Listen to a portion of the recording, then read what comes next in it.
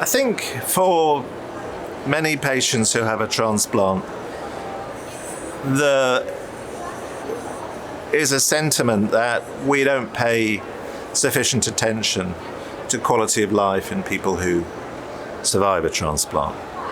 Now, there are obvious areas where more research needs to be done in terms of preventing graft-versus-host disease or treating it more effectively.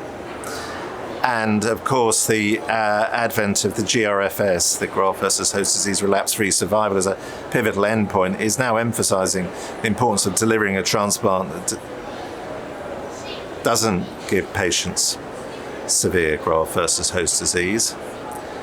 There are a number of other areas of late effects, of course, which are very important. And these include second malignancies, cataract formation, and also endocrine disturbances. But I think the other area that many patients would point to is the psychological stress and attendant complexities of going through, first of all, induction chemotherapy and then a transplant. And one of the really interesting tractable questions, I think, is whether through various psychological interventions or counseling or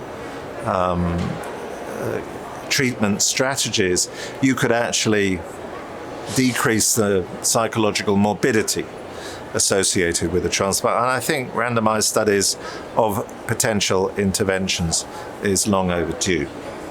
So our attention has increasingly become on trying to reduce the risk of relapse, and that's really important because you have to live long enough to get these complications.